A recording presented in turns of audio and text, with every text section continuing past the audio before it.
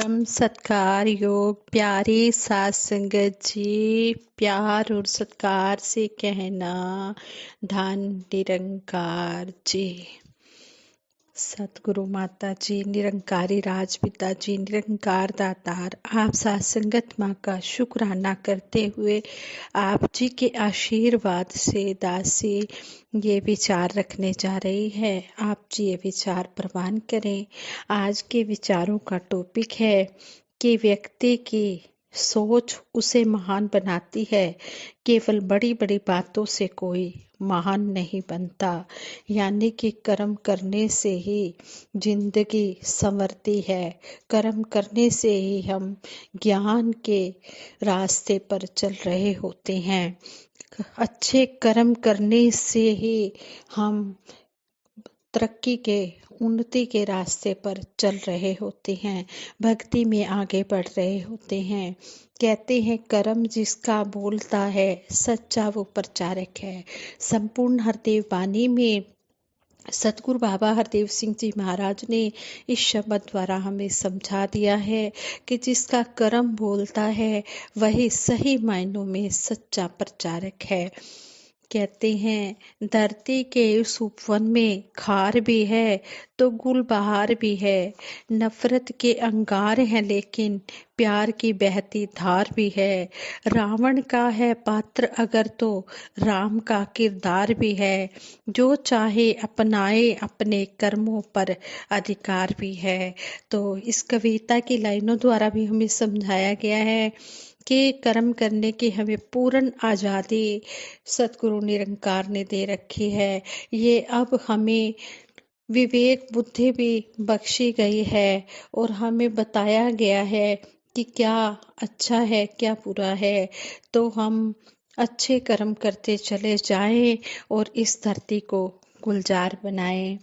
सत्संगत जी कहते हैं चीन के दार्शनिक कन्फ्यूशियस की प्रसिद्धि चारों ओर फैली हुई थी।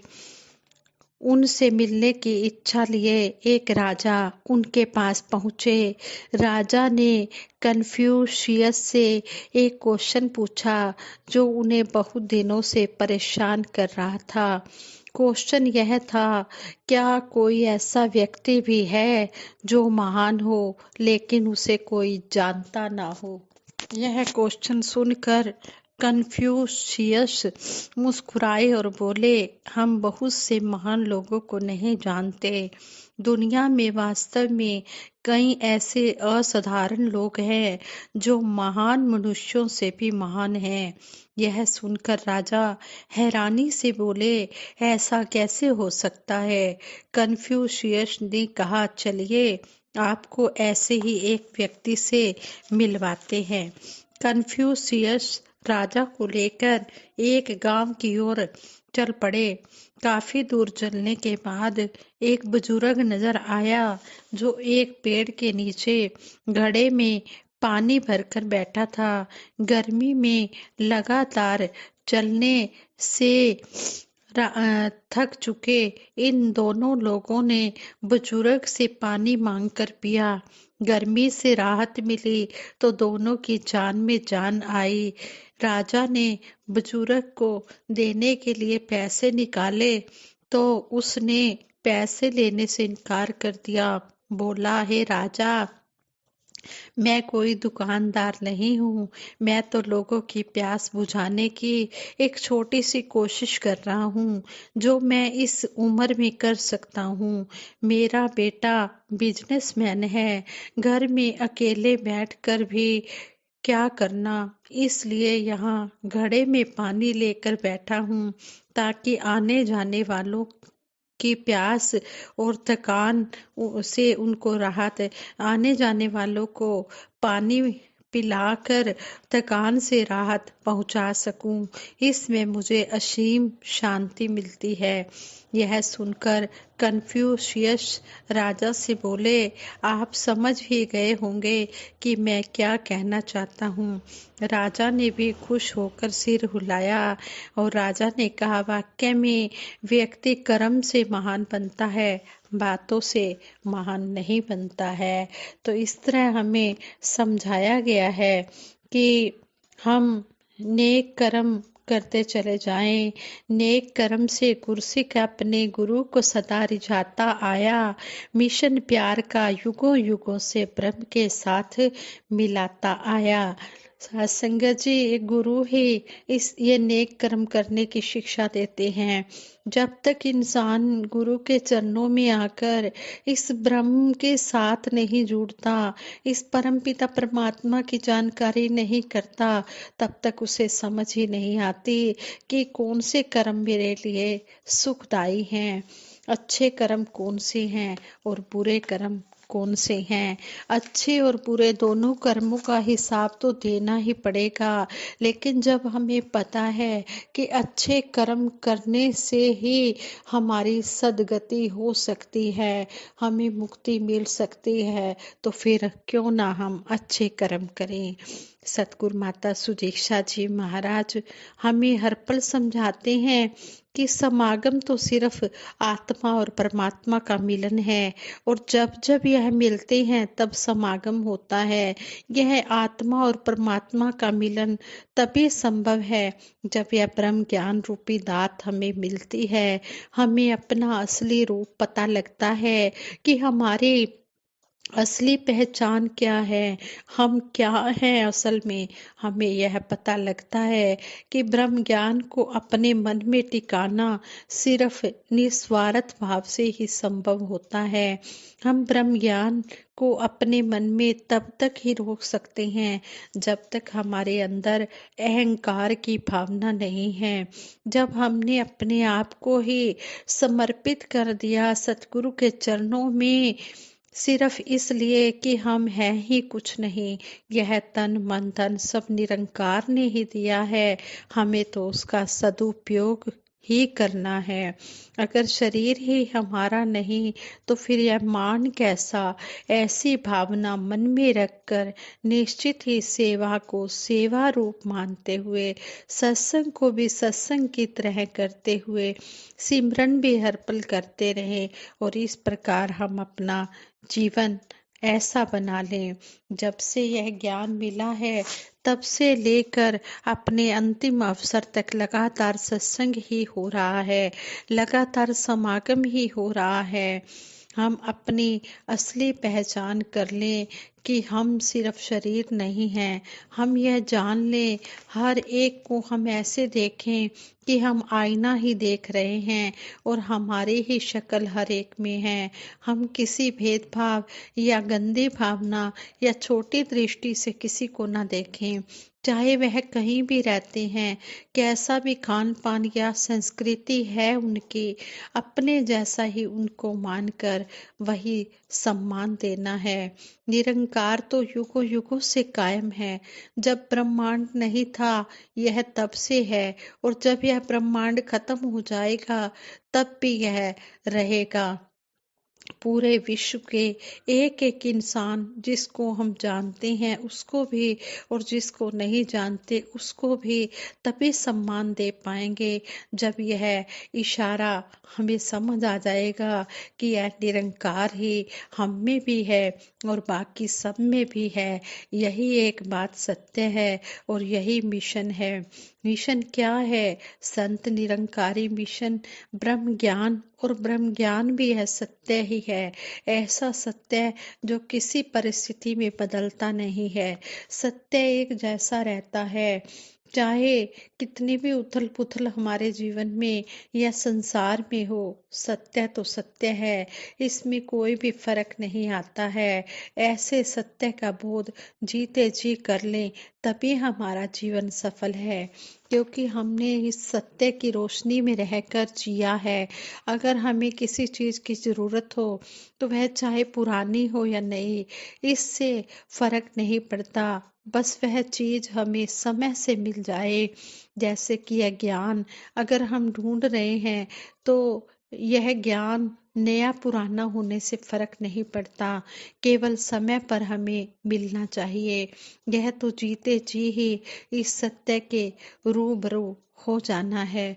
इस सत्य का वास हमारे अंदर भी है, आसपास भी है और हर जगह है। इसी की पहचान करनी है। आंखें तो खुली हुई हैं सबकी, पर यह एक अपने आप को जागृत अवस्था में लाना है। यह दृष्टि मिलने के बाद ही यह भक्ति की यात्रा शुरू होती है और फिर इसी के ऊपर चलने का पहला कदम यह ब्रह्म ज्ञान है। इससे हमारा जीवन और हमारा हर पल एक पूजा बन जाता है। हमारा जितना भी जीवन बीते इसके हर पल में निरंकार को शामिल करते हुए बीते। हर पल निरंकार को अगर हमारे अंदर हर पल निरंकार का अगर हमारे अंदर वास है, हर पल हम शुक्राने में हैं, तो हम खुद ही निरंकार के करीब तो क्या, हम खुद ही निरंकार बन गए। ऐसा सतगुरु माता सुदीक्षा जी महाराज अपने विचारों द्वारा हमें समझाते हैं। दुनिया के दुख सुख तो सिर्फ तब तक ही हमारे साथ हैं जब तक यह शरीर है, पर यह एक परमानंद की जो बात होती है, यह जो हमेशा रहने वाली खुशी की अवस्था होती है, यह साधारण खुशी से भी ऊपर की अवस्था है। सुख और दुख तो दो पहलू हो गए, पर खुशी से भी ऊपर उठकर जो यह आनंद है, इसको हर समय हमें सहज भाव में जीवन जीते हुए निरंकार का आसरा लेते हुए जीना है। तभी सहज अवस्था बनी रहेगी और हमारे अंदर यह दास भावना भी बनी रहेगी। हर पल हम अपने जीवन को उस रूप में तो जिए ही जिए, पर साथ में यह भी याद रखें कि हम नियमित रूप से कोई काम अगर कर रहे हैं, चाहे वह सिमरन की बात हो या सेवा की बात हो, तो हमारा ध्यान चरणामृत की ओर रहता है। हम एक दूसरे को पहला निवाला भी अपनी थाली का भोग रूप में देते हैं, तो यह सिर्फ तब तक ही ना हो कि हम लंगर में बैठे हैं तो हमने अपने साथ वाले बैठे महात्मा को भोग लगा दिया, बल्कि यह तो हमारी हमेशा के लिए जीवन शैली बन जाना चाहिए। फिर हमें यह नहीं देखना कि सामने वाला निरंकारी मिशन के अंदर है या वह कहीं और आस्था रखता है। हमें तो सिर्फ अपने नजरिए पर फोकस होना है।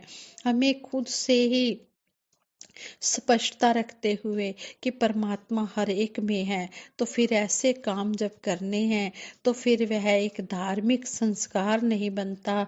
फिर वह सिर्फ ऐसे नहीं कि एक हम मशीनी रूप में ही इसे करे जा रहे हैं और इसके पीछे का मूल भाव ही भूल गए हैं, या सिर्फ यह एक रूटीन बन गई है, एक आदत बन गई है कि चलते चलते हर दिन ऐसा होता है तो वैसा ही होता रहे। जब हम यह चेतनता अपने अंदर रखकर इसे अपने एहसास अपने स्वभाव में लाएंगे, तभी यह सारे काम भी हमको उस रूप में हमारे लिए आशीर्वाद बनते चले जाएंगे। इस तरह हमें सतगुरु समझाते हैं कि दातार सभी पर कृपा करे कि सभी अपनी झोलियां एक एक गुण से भरकर ले जाएं। एक एक भगत के मुंह से निकले वचन हमारे जीवन में जरूर आए और उनको भी जो यह नहीं कर पाए, दातार उन पर भी कृपा करे कि उनका भी यह जो रिश्ता है, यह जो जिंदगी है, यह भी निरंकार के एहसास में रहकर और मजबूत हो। उनका यह रिश्ता और मजबूत हो, आगे से आगे और मुकम्मल होता चला जाए। हाँ संगत जी, सतगुरु माता जी हमें हर पल यही समझाने की कोशिश करते हैं कि सिर्फ हमने ये नहीं कि संतों महापुरुषों से मिले हैं तभी हमने इन बातों को अपनाना है। नहीं, हमने अपने घर में रहकर भी घर के हर एक मेंबर को सतगुरु का रूप मानते हुए, भगत मानते हुए, हमने उनका भी उसी तरह आदर सत्कार करना है जिस तरह हम अपने संतों महापुरुषों का आदर सत्कार करते हैं। सबसे पहले जो भक्ति है वो घर से ही शुरू होती है। हमने जब भी हम घर में भी कोई काम कर रहे होते हैं तो वो कर्म भी हमारा पूजा बन जाता है। जब हम घर के हर एक मेंबर को सतगुरु का रूप मानते हुए उनका आदर सत्कार करते हैं। तेरा रूप है संसार सबदा भला करो करतार। जब हमारे अंदर ऐसी भावना आ जाती है कि सतगुरु का रूप है, तो सतगुरु माता जी ने समझाया है, ये हमने सिर्फ सत्संग में ही बैठकर लंगर ग्रहण करते समय अपने साथ वाले को भोजन प्रसाद देना है, भोग लगाना है। हमने घर में भी सबसे पहले इस निरंकार का रूप देखते हुए भोग लगाना है। चाहे संसार में भी हम कहीं पर भी हैं, चाहे वो संसारी ही क्यों ना हो, पहले उन्हें भोग लगाकर फिर हमने उस प्रसाद को ग्रहण करना है। तो इन बातों को दासी को भी आशीर्वाद देना कि जीवन में हम अप्लाई करते चले जाएं। पहले अप्लाई करें फिर सप्लाई करें। इस तरह हम कर्म रूप में अपने आप को ढालते चले जाएं। जो भी बातें हम सुने उन्हें कर्म रूप में इम्प्लीमेंट करते हुए अपना लोक सुखी परलोक सुहेला करें। साथ संगत जी प्रेम से कहना धन निरंकार जी।